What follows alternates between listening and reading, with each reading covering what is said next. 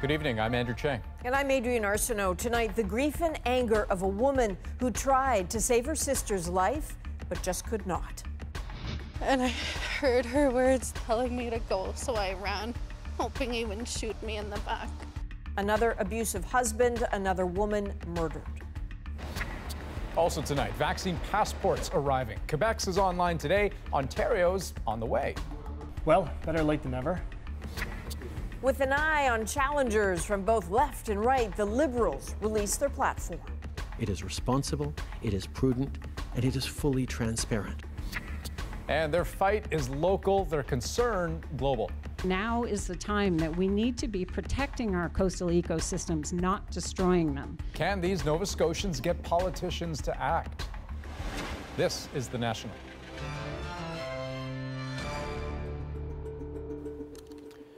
We are beginning tonight with a story of violence for one woman and her family, but it repeats a terrible pattern many Canadians will recognize and some may know all too well. An abusive man, a traumatized intimate partner, and help too slow to arrive. Those stories don't always end in tragedy, but this one does. Charlene Graham was killed on Monday. Her family knew she was in trouble and tried to help. We know that because Charlene's sister Della told our Bonnie Allen, and Della knows because Della was there, doing what she could right to the bitter end. Charlene Graham's family knew she was in danger. The 34-year-old teacher had just left her abusive husband, Delane Graham, and he was threatening her. She lived in an abusive relationship and she couldn't get out. Mary Morin says she and her daughter had called RCMP last week about a restraining order, but that Charlene had been too scared to file a formal complaint. She says her daughter started a new teaching job Monday, but then disappeared from the school. The family believes Delane abducted her in some way. We were learning how to start fire in the bush. He was also a school teacher, but they say controlling and jealous that Charlene was in a new relationship. I said he'll never let her be happy. I just had a bad feeling.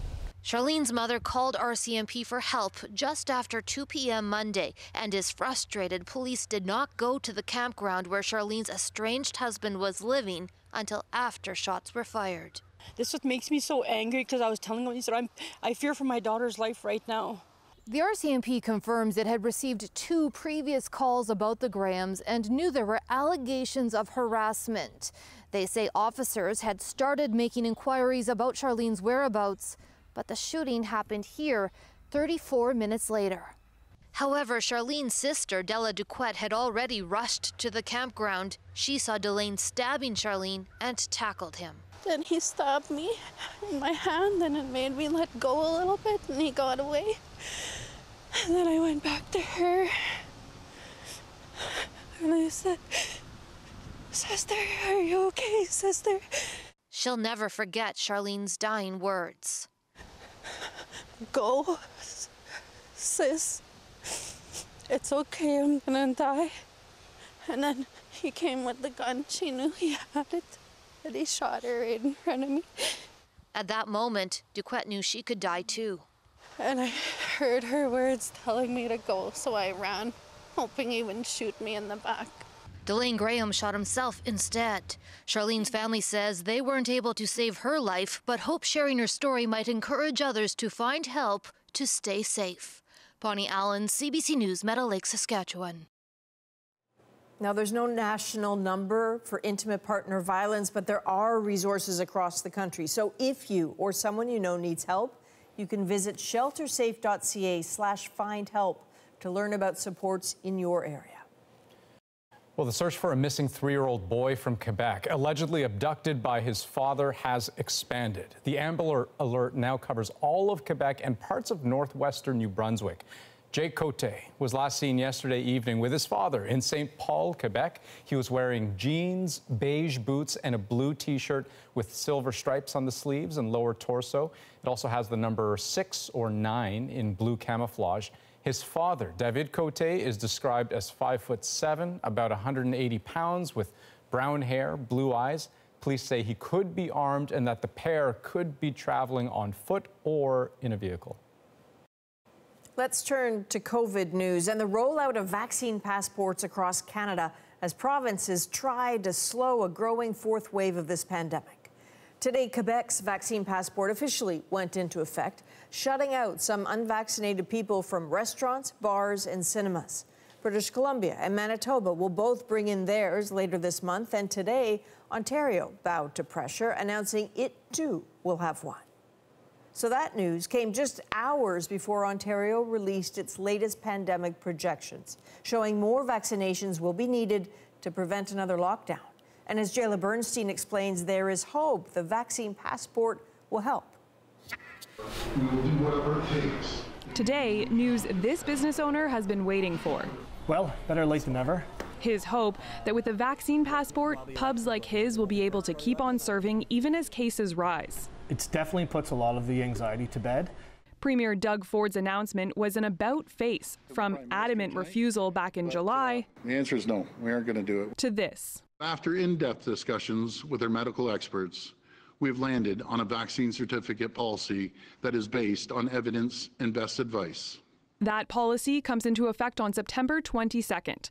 Proof of full vaccination will be mandatory at some non-essential businesses, including restaurants, bars, gyms, sports venues, concert halls, and theaters.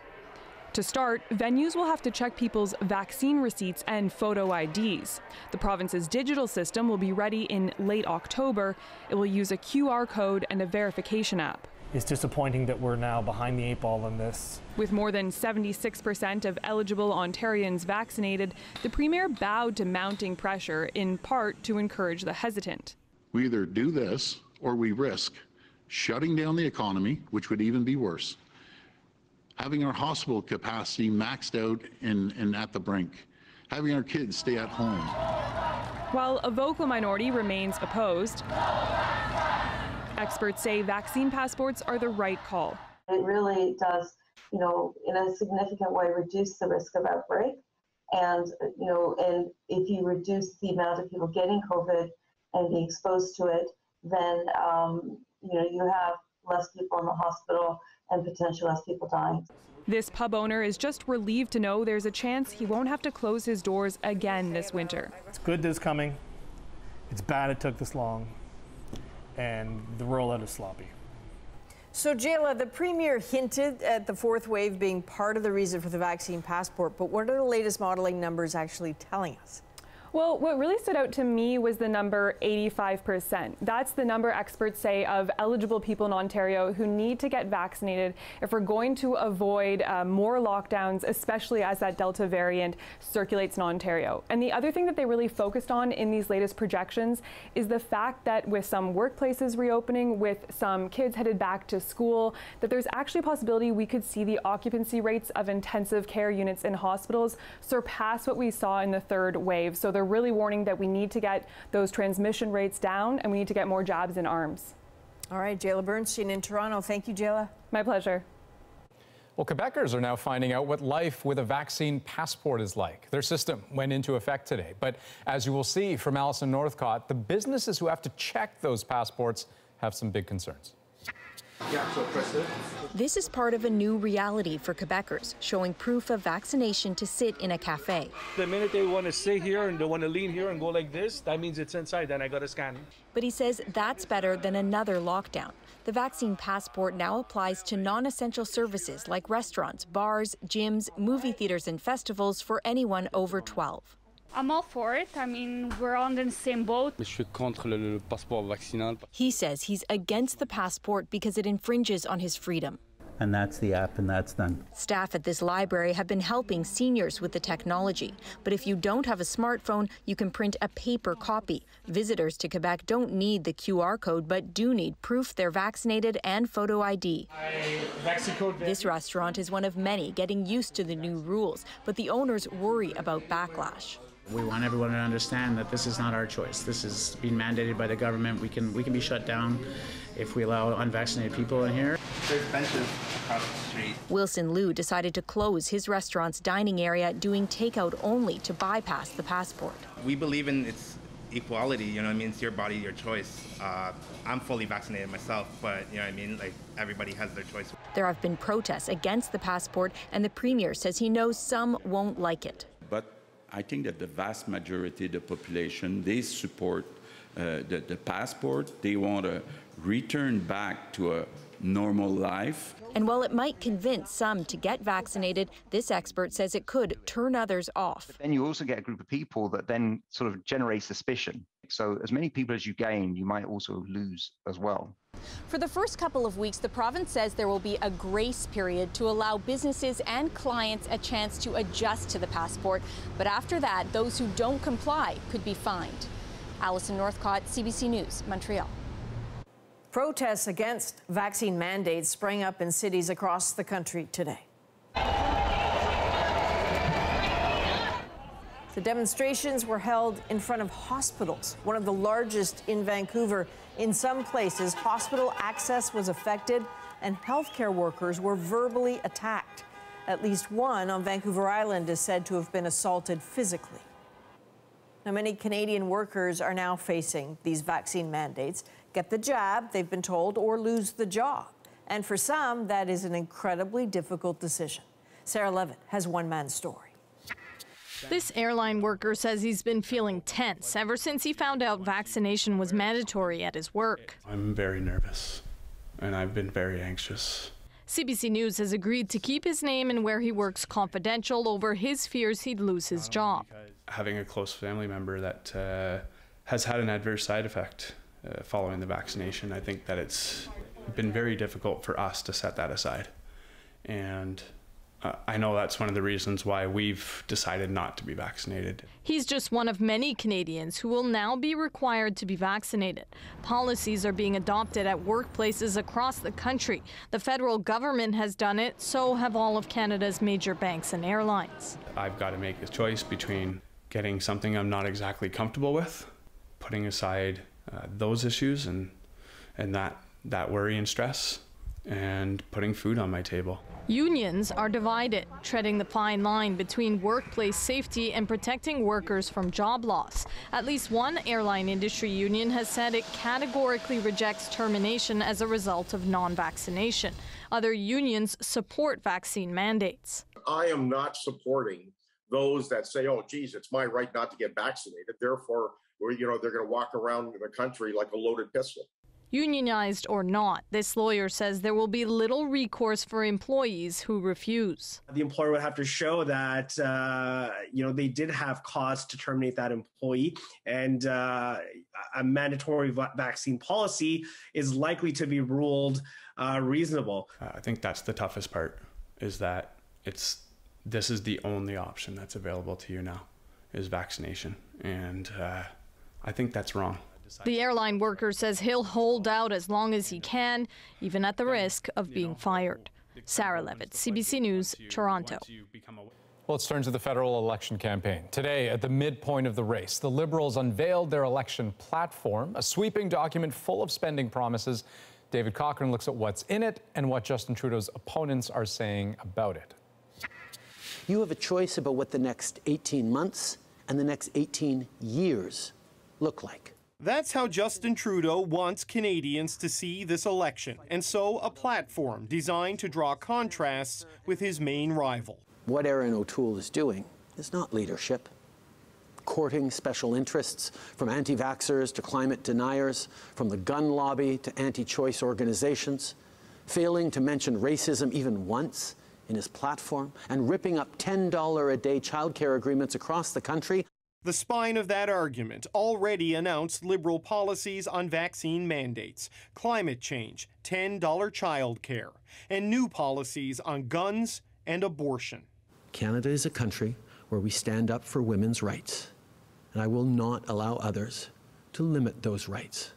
Trudeau is promising to revoke charitable status for anti-abortion organizations and new regulations to make abortions more available. On guns, making it mandatory that all assault rifles be destroyed or disabled, with $1 billion for provinces to ban handguns. Wedge issues that target conservatives. Mr. Trudeau called the election and just recycled some promises he already failed to deliver on from the previous election. But the Liberals aren't just targeting their right flank. There's a tough opponent on the left. What we have in this election is a choice with Justin Trudeau, who continues to prioritize the super rich, and that hurts you. That hurts people. Or you can choose New Democrats who are going to fight for you. The Liberal rebuttal, a tax hike on big banks and insurance companies, and a minimum income tax for high-income earners. There's also billions to make it easier to buy a home, get a doctor, and fight climate change. It is responsible, it is prudent, and it is fully transparent. Trudeau's responsible and prudent adds up to about $78 billion in new spending over the next 5 years. There's no plan to balance the budget, but the Liberals say the deficits will get smaller as economic growth boosts revenue. David Cochrane, CBC News, Ottawa. So now let's take a closer look with Chief Political Correspondent Rosemary Barton. So Rosie, what is the strategy around releasing platforms during an election? Andrew, there's certainly no rules about it. The Conservatives and the NDP did it really early on. They had to make up ground. They had the most to gain, frankly, from starting to explain early on what their vision for the country was. A platform also gives candidates something to talk about, frankly, when they're out campaigning. The Liberals waited for a couple of reasons. First of all, they already have a record to run on, and they also weren't convinced that Canadians were paying attention in these first couple of weeks of the campaign. As you heard there from David, their platform is also fully costed. Now, that may expose them to increased criticism about some of their choices there. But from a strategic point of view, this now allows the Liberals to point to the Conservatives and the NDP and their platforms that are not yet costed. And now it becomes a conversation about who can actually afford what they are promising. And, you know, we talked about vaccine passports in Ontario earlier, and the Ontario Premier kind of weighed into the federal election, right? How might that play out? Yeah, it may be surprising that he did weigh in, but Doug Ford blamed Justin Trudeau for not putting forward a, quote, national vaccine passport, saying other provinces wanted this to happen. That is not the case. Provinces wanted to manage this themselves. They have the data, and they've been in conversations with the federal government from the beginning about this.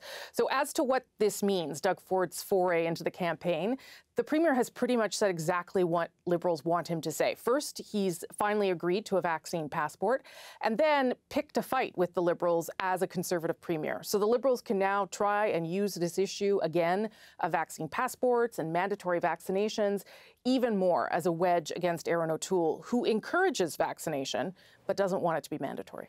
The plot thickens, as they say. Rosie, thank you.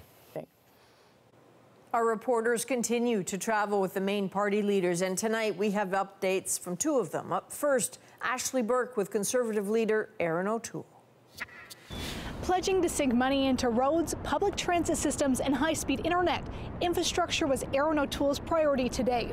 But many questions were about a comment he made yesterday about how he plans to balance the budget in the next 10 years without cuts. We will hit our 3% target because we're the only party in this race that wants to see an economic recovery for all Canadians in all sectors of the economy, all regions of the country. And we put forward a plan to get our economy surging in the right direction. O'Toole continues to try and reassure voters he'll take a prudent approach. Tonight, he's in Montreal preparing for tomorrow's French language debate in this key province. I'm Nick Boisvert, traveling with NDP leader Jagmeet Singh in Montreal. Today, another NDP plan to make housing more affordable. Singh says the federal government could do that by using its own land, like this federally owned, mostly empty property in Montreal, and use it to build new, affordable homes. We believe that federal land should be used towards investing in opportunities to fight the housing crisis, to build affordable homes so that people can find something that's in their budget, a place to call home. That's our priority. And the location of today's announcement was a strategic one. Billionaire Stephen Bronfman wants to build a stadium here and use it to bring back the Expos. Bronfman is a friend of Justin Trudeau's and a major Liberal fundraiser. Now stay with CBC News for continuing coverage as Canada votes, including the federal leaders' English debate, live from the Canadian Museum of History in Gatineau, Quebec, next Thursday, September the 9th, starting at 9 p.m. Eastern. Then we'll break it all down in a special edition of The National with Chief Political Correspondent Rosemary Barton, our CBC News team, and At Issue. Well, today's Liberal platform commits to accepting 40,000 Afghan refugees. That's double the current target. Right now, many are stuck in countries like Pakistan. That's where Susan Ormiston is tonight, speaking with a man who helped Canadian media cover the mission in Afghanistan. He is on a list to come to Canada, but as he and his family try to outrun the Taliban, he's terrified that time is running out. CBC News has agreed to protect his identity. As a sign of Pakistan's fractured politics, this mosque briefly hoisted a Taliban flag when the insurgents rode into Kabul. Afghans have long taken refuge here, but some don't feel safe. Sahil was a journalist and translator working with the Canadian press and others during Canada's mission in Afghanistan. For years in Kabul and Kandahar, he helped tell the story. But as the power suddenly shifted, with Taliban closing into the capital, he was threatened. Why did you leave Kabul? We work against Taliban. We went against their law. We basically went against them. They were saying, do not work for foreigners, do not translate anything. I used to do everything for the Canadian press.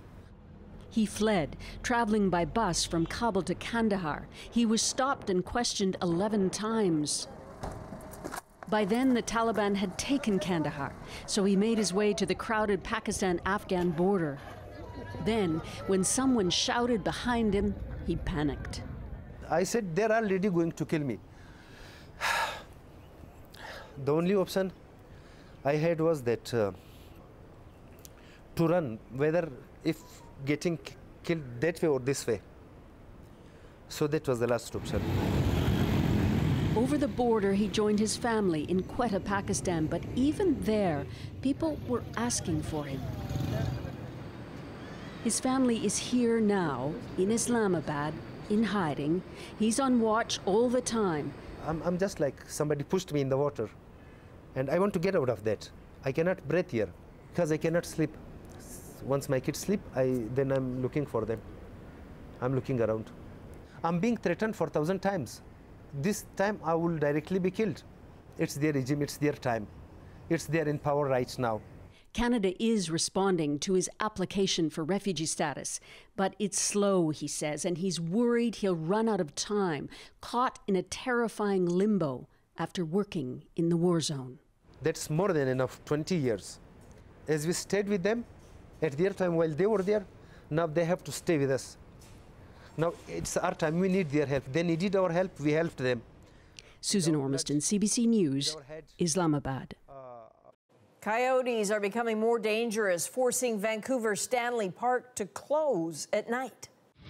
These coyotes aren't scared of anybody. They're demonstrating a behavior that is extraordinary. Coming up, 2 more children attacked. Do park goers share some blame?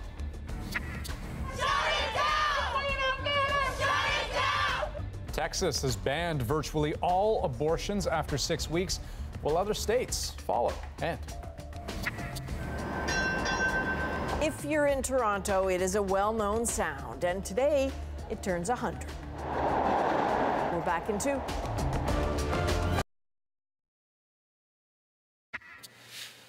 welcome back. Officials in Vancouver are warning visitors to the city's iconic Stanley Park to stay away, at least for now, after yet another coyote attack, this one involving children. Renee Filipponi shows us the growing efforts to deal with a dangerous situation.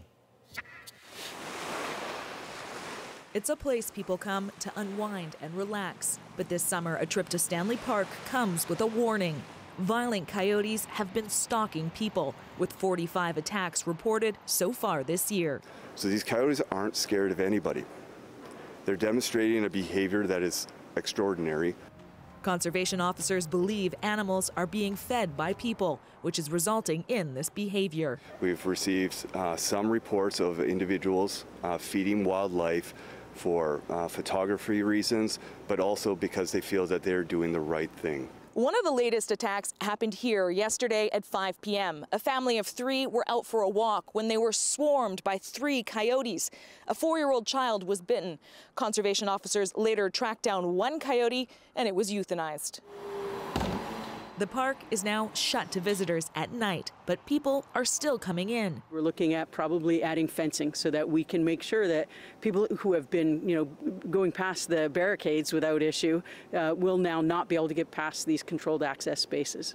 The park board has added more rangers and signs, but says any drastic action needs to come from the province. In a statement, the province says, given the extraordinary circumstance, it will be undertaking direct coyote management control. That includes lethal removal, but would not elaborate on how many would be culled. There are growing calls for all the coyotes to be killed now. Well, we don't need to study the problem. We need to shoot the problem before it kills a child. That's the reality. It's sad, it's unfortunate. Today, this family using the park says they are aware of the danger. It's very scary, and hopefully they'll do something about it, because I don't want people to stop enjoying the park because of it. But for now, officials are urging people to avoid Stanley Park, especially after dark, until they can get the situation under control. Renee Filipponi, CBC News, Vancouver. Okay, well, next on The National, we go to hard-hit New Orleans, where many remain without power. I haven't had power since Sunday.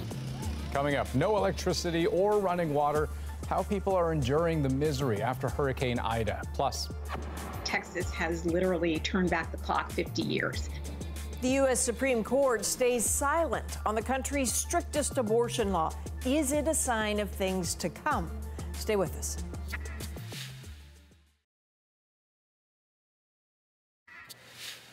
welcome back. As of today, most abortions in Texas are illegal. A state law is now in effect because the deadline passed for the U.S. Supreme Court to block it, as requested by abortion providers. Carolyn Dunn shows us how that inaction is ushering in the most restrictive abortion law in the entire country. Just hours after the law came into effect, protesters swore they'd keep fighting. The new law bans abortion once a fetal heartbeat can be detected, about 6 weeks in, before most women would know they're pregnant. The new limit will be enforced by private citizens. They can sue anyone who helps a woman get the procedure after 6 weeks. It's all right. Doctors, friends, even an Uber driver could be sued for $10,000. Texas has literally turned back the clock 50 years.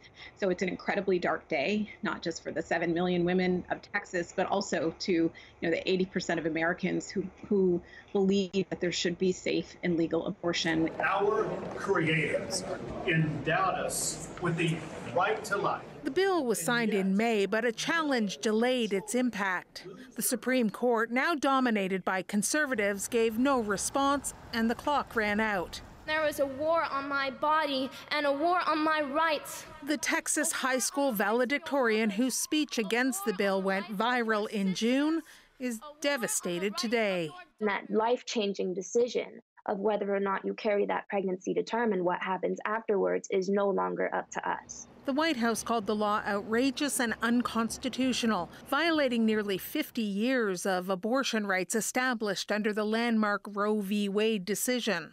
Vice President Kamala Harris said this all-out assault on reproductive health effectively bans abortion for nearly 7 million Texans of reproductive age. Anti-abortion activists are celebrating, but not claiming total victory yet. The Supreme Court could still hear that challenge. If not, the Texas heartbeat law could well become a template for states trying to curtail abortion access. Carolyn Dunn, CBC News, Washington. Hurricane Ida's aftermath continues to cause chaos across large swaths of the southern United States. The number of dead has climbed to at least 6.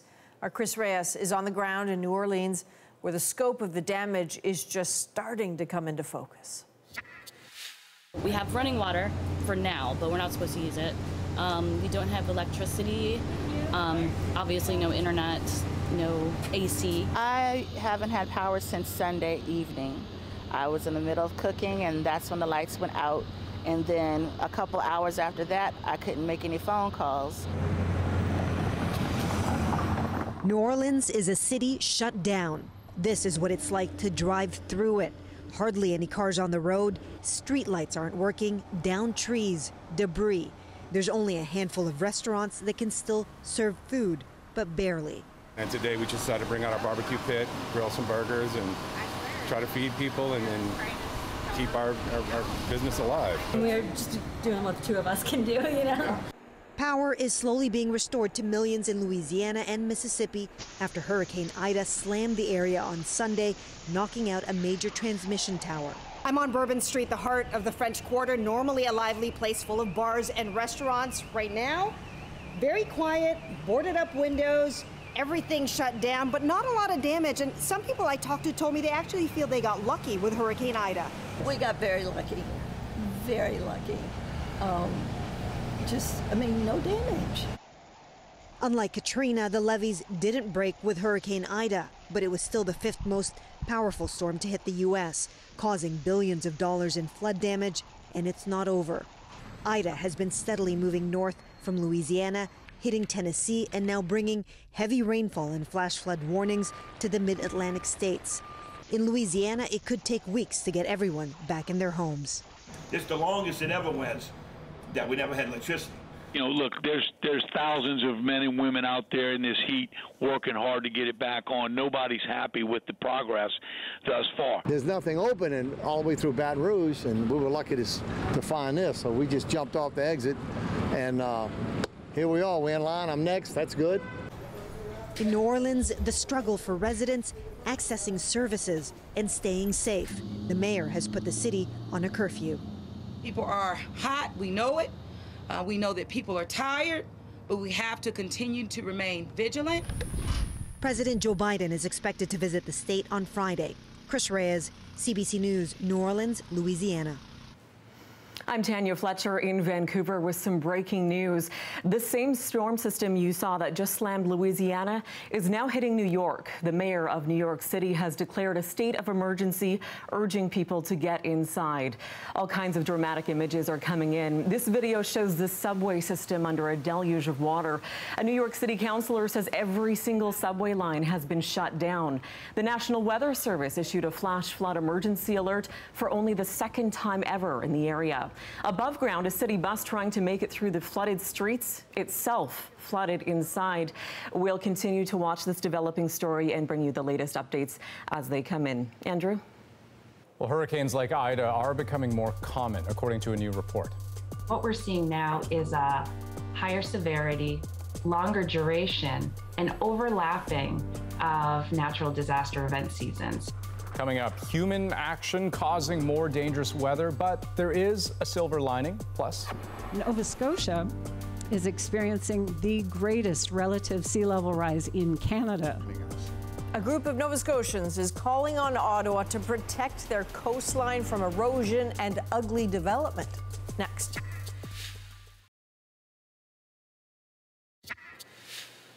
Welcome back. With this year's flooding, drought, and wildfires, climate change is certainly on a steady march.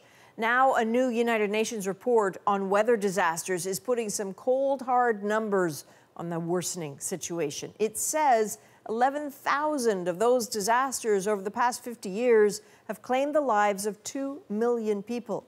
As Inayat Singh shows, they are becoming more frequent and certainly more costly. A new report from the World Meteorological Organization says weather disasters around the world are happening 4 to 5 times more often today than in the 1970s. These disasters affect everybody in the world.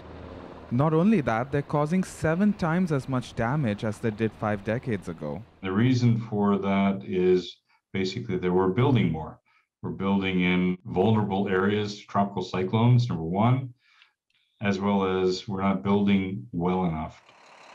And economic losses from disasters totaling $3.6 trillion over 50 years will continue to escalate with climate change. With devastating wildfires in British Columbia this summer, that's already being seen by the Canadian Red Cross in their disaster relief work. What we're seeing now is a higher severity, longer duration, and overlapping of natural disaster event seasons.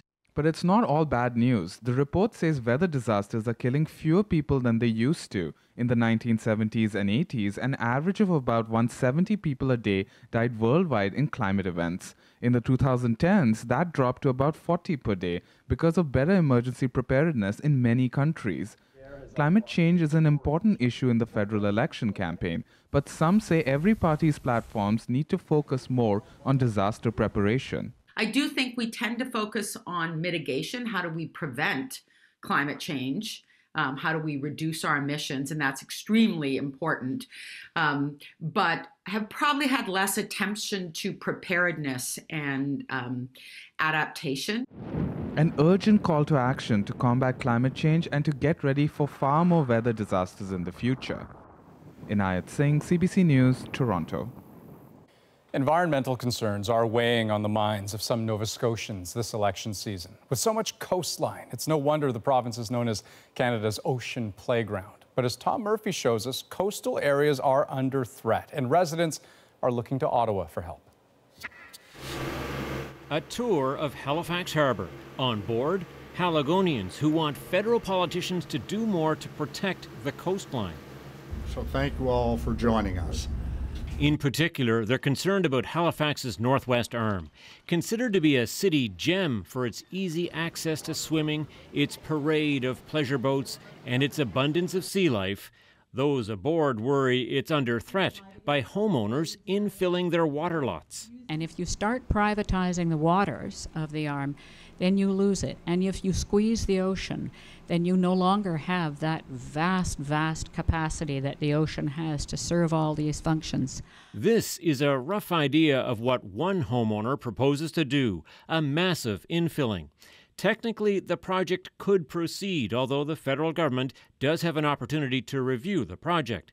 And while the owner, a known property developer in town, isn't commenting, these people argue this kind of coastal development shouldn't be allowed at all. Review processes don't stop projects. They authorize their harmful effects. They want the next federal government to bring in tougher laws, not just to prevent infilling, but to police coastal development in general. And they want Ottawa to provide more help to cope with this. Climate change, which is bashing Nova Scotia's coastline. This province is literally shrinking and sinking. Nova Scotia is experiencing the greatest relative sea level rise in Canada. And here we sit on the path of post-tropical storms and hurricanes and nor'easters, which cause extreme coastal damage in our winter months. We are going to see more and more coastal flooding, storm surge, accelerated erosion, and saltwater intrusion of fresh groundwater. Our coastline and our marine environment are under attack from the impacts of climate change, and now is the time that we need to be protecting our coastal ecosystems, not destroying them. The call here is for Ottawa to do more to help waterfront communities adapt, build seawalls, relocate infrastructure, reinforce waterfronts, and that will take money. People are clamoring for it here. When there are funds available, like last October, the federal government put forward a climate action fund. It was so hotly competed for by so many little parties that wanted to do things desperately that it crashed the system for application for 5 days and nobody could get their applications in. But the argument goes that investing in coastal protection now makes financial sense down the road.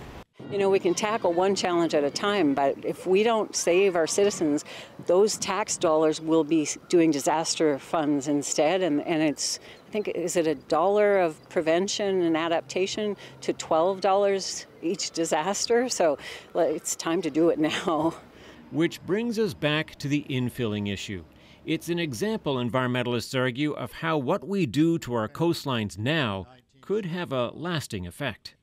The issues with infilling and reclamation is that it can make the coastline more vulnerable and more susceptible to flooding and to bigger surge of storms. Like a rising tide, concern for the coastline is growing here.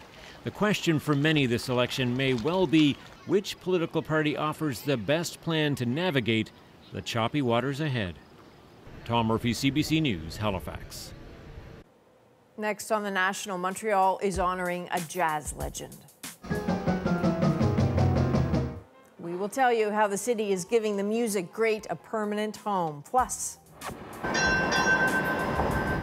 whether you love it or hate it, Toronto's Transit Commission has been around for a century. We look back at how it all started. Next.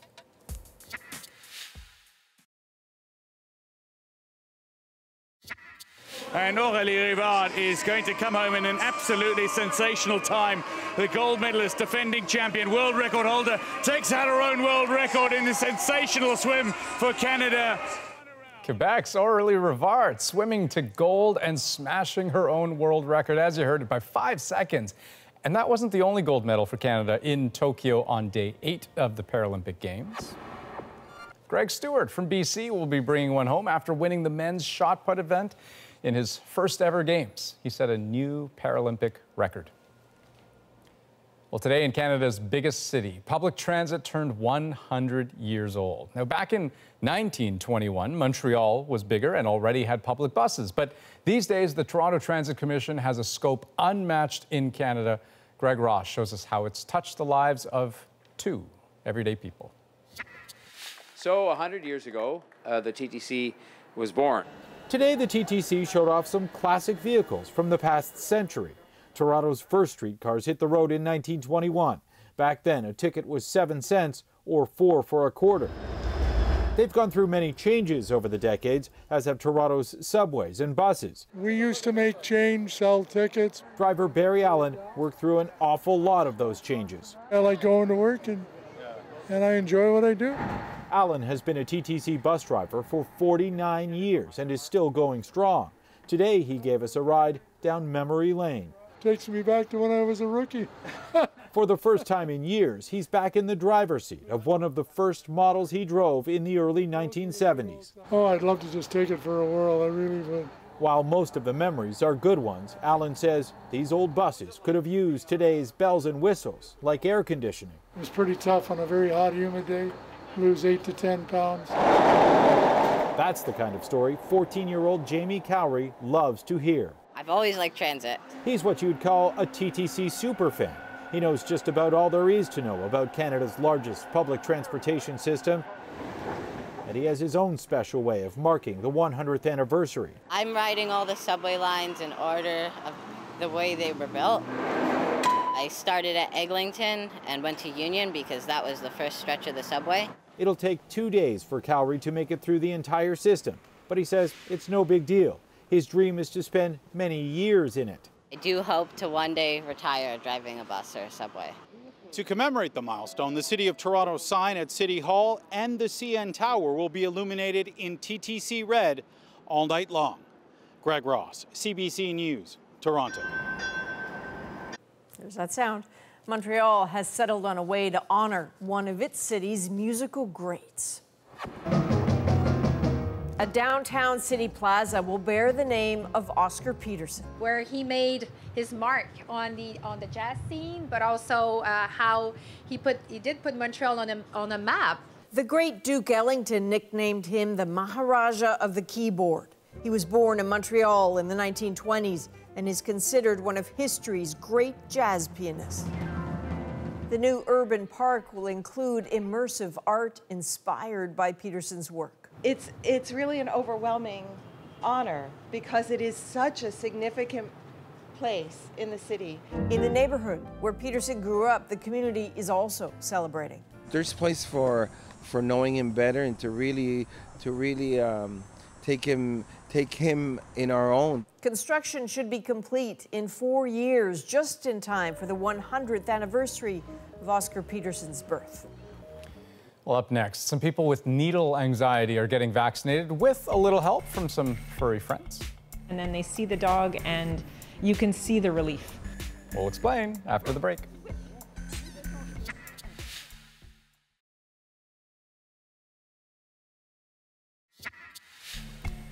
Well, this looks warm and fuzzy, doesn't it? It's a vaccine site in Montreal where nurses and animals work hand in hand.